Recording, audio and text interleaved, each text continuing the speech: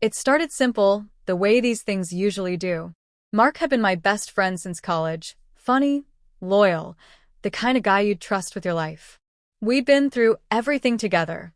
Breakups, lost jobs, drunken nights that turned into early morning hangovers. So when he married Emily, I was genuinely happy for him. She was sweet, thoughtful, the kind of woman who made you feel heard when you spoke. I liked her instantly, but not in that way. She was just my best friend's wife. At first, everything was normal. Mark and I still hung out, watched games, grabbed beers. Emily would join us now and then, and we'd laugh about dumb things. I noticed, though, over time that Mark got busy. Work demanded more of him, and when we did see each other, he was always distracted, checking emails, taking calls, barely looking up when Emily talked. I chalked it up to the grind. Relationships go through phases. Then one weekend, Mark had to travel for work, and he asked if I could check on Emily, just to make sure everything was all right, since their AC had been acting up. I stopped by, and she greeted me with a tired smile, the kind you wear when you've been putting off breaking down. We fixed the thermostat together. Well, I fixed it, and she sat on the couch with her knees tucked under her, thanking me like I'd done something heroic. Before I left, she offered me tea. We sat for a bit. She talked. I listened. That was the first time I noticed how lonely she looked. After that, she'd text occasionally, just small things. Do you know a good plumber? Or can you help carry this from the garage? It never felt weird. I told myself I was just helping out. Mark's wife was struggling, and he was too busy to see it. Someone had to look out for her, right? I never questioned it. Until I did. One afternoon, I helped her put together a shelf. She made sandwiches, and we sat at the kitchen counter, talking about childhood memories, music we liked, movies we hated. I remember laughing, genuinely laughing, and catching the way she looked at me, like I was something solid in her life. It was a look I hadn't seen in a long time, not even from people I was actually dating. It didn't feel wrong. It felt warm. After that day, I started to notice little things. How she'd smile a second longer at something I said. How she'd text me late at night, not flirtatious, but personal. Deep. Stuff you didn't share with just anyone. She'd talk about her fears, her doubts about the marriage, how she felt invisible sometimes. I responded cautiously, always trying to stay neutral, never giving advice that could be misconstrued. But in the quiet of those texts, there was something forming. A space that belonged only to the two of us. I began to dread and anticipate her messages. When my phone buzzed, I hoped it was her. When it wasn't, I felt weirdly disappointed. I told myself I was just being a good friend, that anyone in my position would do the same. But I started to edit how I told Mark about my interactions with her.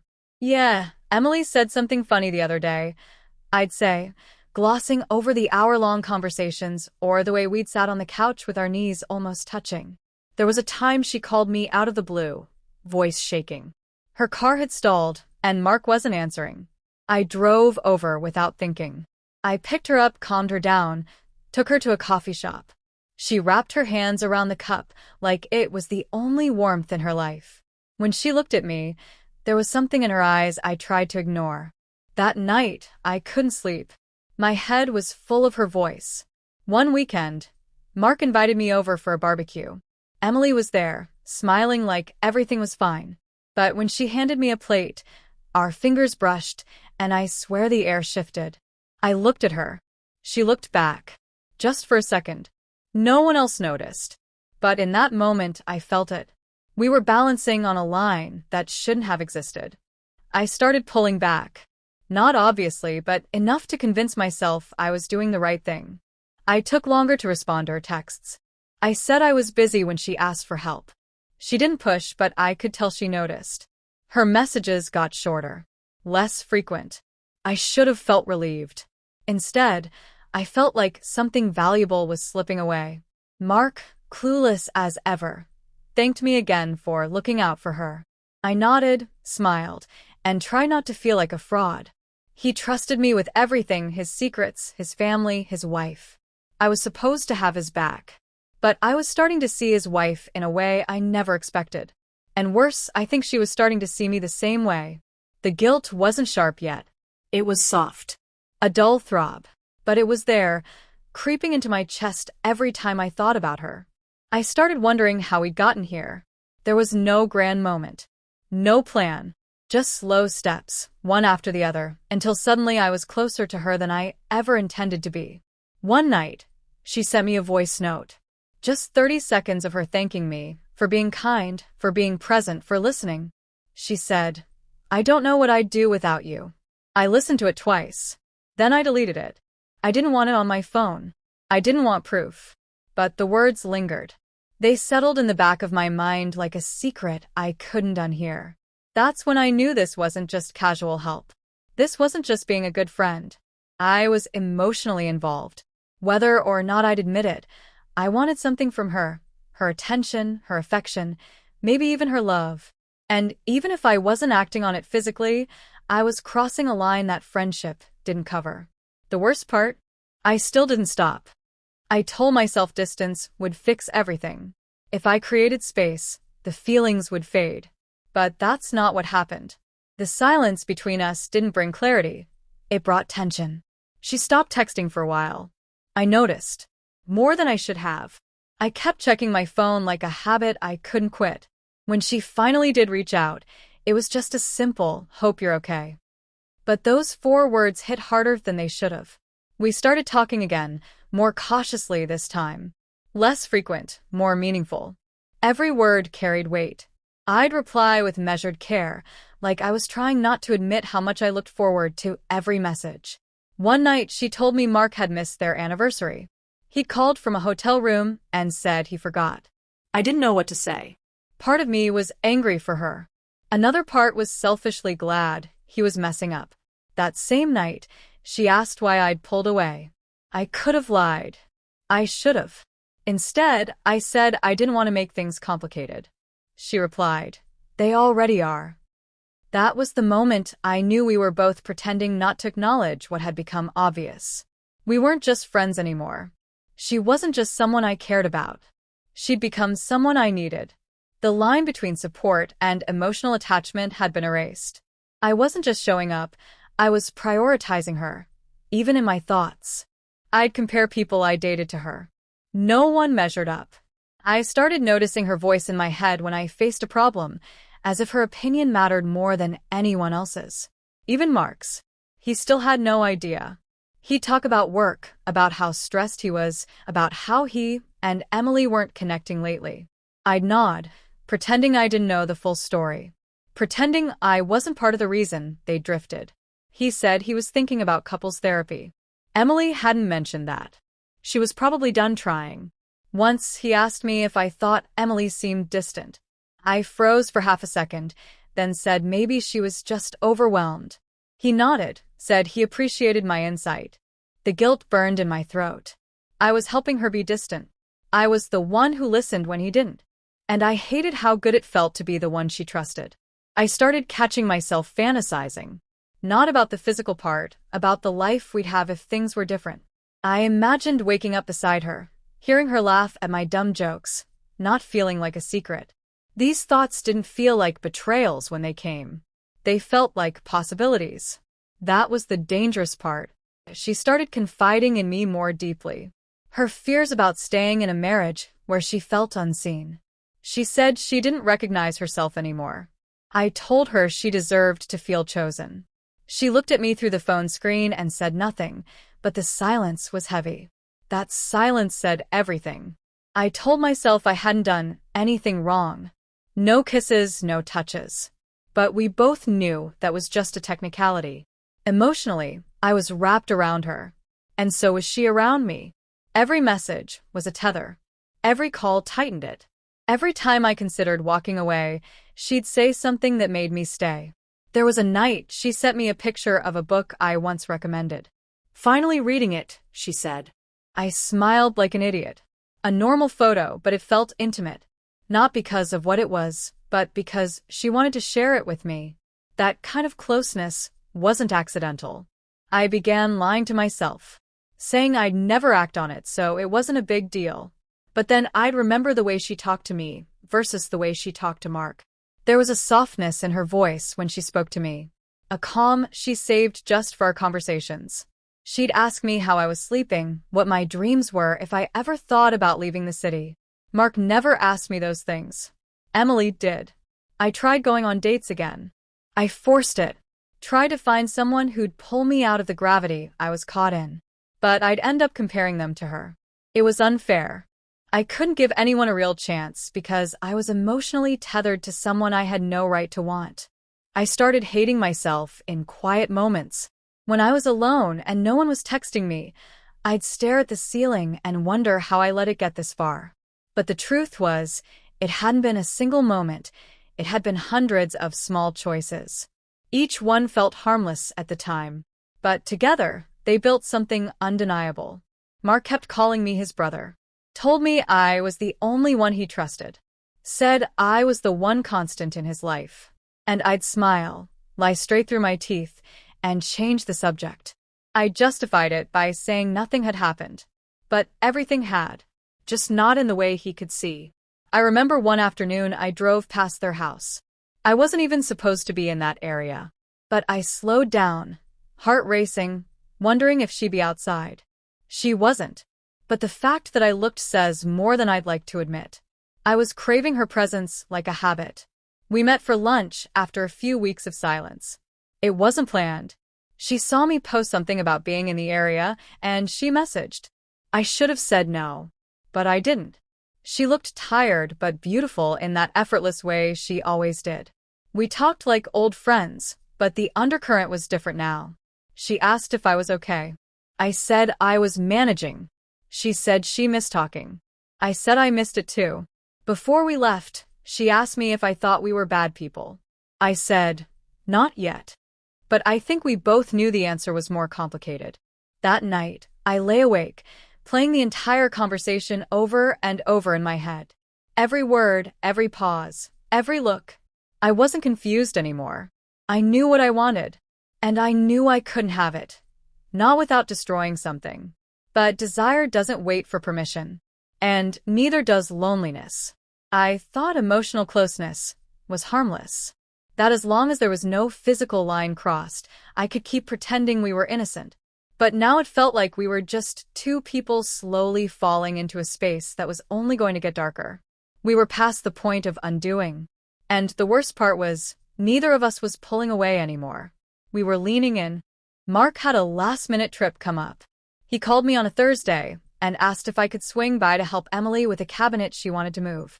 I didn't hesitate, though I should have. By then, I knew what was simmering between us, even if I never said it out loud. I told myself I was doing it for him, like I always did. That lie had started to wear thin. When I got there, she smiled like she was relieved. We made small talk, but the energy was different. Tense, charged. We worked in silence for a bit, our hands brushing occasionally, neither of us pulling back as quickly as we should have. When we finally sat down, the distance between us wasn't just physical anymore. It was emotional, tangled, and fragile. She started talking about Mark again. How checked out he was. How alone she felt. She wasn't complaining, just stating facts. And I listened like I always did. But this time, I didn't offer neutral responses. I told her she deserved more. She looked at me, and for the first time, she didn't look away. The silence that followed wasn't awkward. It was an answer neither of us had the courage to give voice to. There was no planning, no dramatic build-up. Just one look, one shared breath, and then the line we'd danced around for months disappeared. In that moment, I stopped caring about consequences. I stopped caring about the promises I hadn't even made. All that mattered was that she wanted me, and I wanted her, and everything else faded into a blur. Afterwards, neither of us spoke right away. The silence was thick, heavy with everything we'd just done, and everything we couldn't take back. She pulled her knees up to her chest, staring at the floor. I sat there, unable to move, my mind spinning with guilt, adrenaline, and something else I didn't want to admit, satisfaction. I left without saying much. She didn't ask me to stay. I think we both knew that lingering would only make things harder. On the drive home, I kept waiting for the regret to hit, but it didn't, not at first. Instead, I felt calm, like something that had been slowly killing me had finally been let out. But by the time I pulled into my driveway, the shame started to creep in. I didn't sleep that night. My phone buzzed twice, once from Mark, just checking in, and once from Emily, a short message. I don't know what to say. I didn't reply to either. The next day, I avoided everything. Calls, texts, my own reflection. I didn't want to face it. I knew I'd crossed a line that couldn't be uncrossed. What made it worse was that it hadn't felt like a mistake in the moment. It had felt inevitable.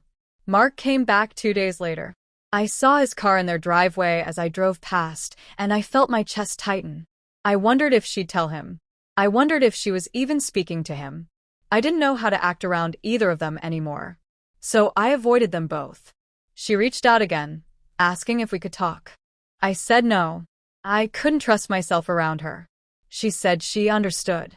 But her message ended with, "This doesn't feel over." And she was right. It didn't. It felt paused, suspended in a space where nothing made sense. A week passed. Then, two. I saw Mark once at a bar. He seemed normal, relaxed even. Told me Emily had been quieter than usual, but he figured she just needed time. He thanked me again for always being there for them. I nodded, stomach in knots, wondering if he had any idea who he was talking to. That night, I found myself rereading our messages. The old ones, the harmless ones. Then the ones where the tone changed, where the friendship shifted. I could pinpoint the exact moment things went from simple to dangerous. And yet, even with all the hindsight, I couldn't say I'd do things differently. That part scared me the most. She called me again a few nights later. Her voice was soft, like she didn't want to be heard. She said she'd try to talk to Mark, to fix things, but it felt like speaking to a wall. I asked her what she wanted from me. She said she didn't know. She just didn't want to feel alone anymore. I told her being with me wouldn't fix that. She was quiet for a long time, then said, "Maybe not." But it made me feel alive. I didn't answer. I just ended the call. I had nothing left to say that wouldn't make things worse. But I kept thinking about those words. She wasn't wrong. For all the guilt and fallout, that moment had felt real in a way few things ever had. I started noticing how different I felt. Like I'd crossed into another version of myself. One I didn't entirely recognize, but also didn't hate. That version of me had stopped asking what was right and started doing what felt right, even if it wasn't. That part scared me more than the act itself. The guilt didn't hit like a storm. It came slowly, like a leak in a ceiling. Every day, it got heavier. Not just because of what I did to Mark, but because of how much I didn't regret it. That's what haunted me most. I wanted her, and I'd had her. And if I was being honest with myself, I knew I wanted more. She messaged again one final time. "Do you think about that night?" I didn't reply. But I did. Every day. Every hour. It lived under my skin like a secret I couldn't shake. And no matter how hard I tried to return to who I was before, that person didn't exist anymore. The distance between us became deliberate. A choice we both made without discussing it. There was no closure, no follow-up, just a heavy silence that said more than words ever could. And beneath all of it, the undeniable truth lingered. We crossed a line that didn't just damage what we had with Mark. It changed who we were to ourselves. We didn't fall in love. It wasn't some fairy tale. It was messy, it was selfish, and it was real. But it wasn't sustainable. Not in the world we actually lived in. It wasn't that we couldn't be together. It was that we shouldn't be. And we both knew it. I thought time would dull it, that weeks would pass, and the memory of that night, the emotions, the guilt, would fade into something manageable. But it didn't. It lingered like a splinter you can't quite reach, small, but always there, a constant reminder of everything I couldn't take back. Emily and I didn't speak again, not directly. No more texts. No calls. Just silence. And silence can be loud when it's between two people who once shared too much. Mark stayed oblivious, or at least he acted like he was. We still hung out, occasionally, though it felt different. I felt like a ghost around him. He'd laugh at something I said, and I'd think, "You shouldn't trust me." He'd open up about work stress, his marriage, and I'd sit there nodding, knowing I was part of the weight he couldn't name. There was no dramatic confrontation. No caught-in-the-act moment. It was worse. It was invisible. A secret lodged so deep that no one could see it, but it infected everything. I was quieter around Mark. More careful. Measured. He chalked it up to me being tired. Said I seemed distant. I agreed. Told him I had things on my mind. That part was true. Eventually, Emily started showing up in conversation again. He mentioned she'd been trying more, planning dinners, being affectionate. He seemed hopeful. Said he thought maybe they were turning a corner. I didn't know how to react. Part of me wanted that to be true. The other part resented it. Not because I didn't want them to work things out, but because I knew I'd be the reason if they didn't. I began pulling away more intentionally. I stopped replying to texts immediately. Declined invitations. Mark noticed. He confronted me one night after a few drinks, asked if he'd done something wrong. I looked him in the eye and lied. Told him I was just burnt out. That I needed space. He said he got it. Patted me on the back. Called me his brother. The shame hit me like a wave, but I said nothing. I thought about confessing. More than once. The weight of the secret became unbearable. But I knew why I didn't. It wasn't fear of losing Mark. It was knowing that telling him wouldn't fix anything. It would just burn everything down. And somewhere deep down, I didn't want to hurt him more than I already had. So I lived with it. That quiet ache. That guilt that settled into my routine like it belonged there. I kept functioning. Kept pretending. But it changed how I saw things. Relationships. Boundaries. Myself. I wasn't the guy I thought I was. I couldn't be after what I'd done. One day, out of nowhere, I saw Emily at a bookstore. We locked eyes. No smiles. No acknowledgement. Just a brief second of shared history. Then she turned and walked away. And I let her. Because there was nothing left to say. Whatever existed between us had already done enough damage. It would be easier if I could hate her. If I could blame her. But I can't. We were both complicit. Both drawn to something we knew would cost more than it was worth. It wasn't love. It was escape. From loneliness. From feeling invisible. From lives that didn't turn out the way we'd imagined. But even escape has a price. I went back to dating eventually. It wasn't the same. I found myself keeping people at arm's length, not because they didn't matter, but because I didn't trust myself not to fall into old patterns. I started being hyper-aware of emotional boundaries. Guarded. Distant. People noticed. Asked why I seemed so reserved. I never had an answer that didn't sound like an excuse. Mark and I drifted slowly, without a fight. Just fewer calls, longer gaps between meetups, less warmth in the conversations. He never asked why. And I think that was his way of telling me he felt the shift too.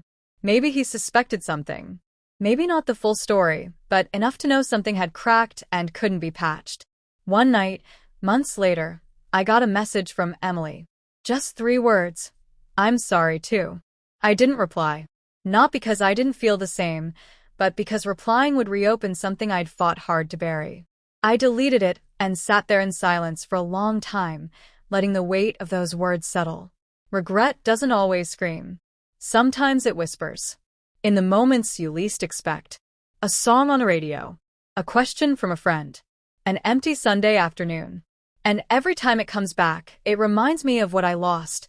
Not just the trust of someone who called me family, but the version of myself that once believed I couldn't make that kind of mistake. I don't tell this story for sympathy or forgiveness.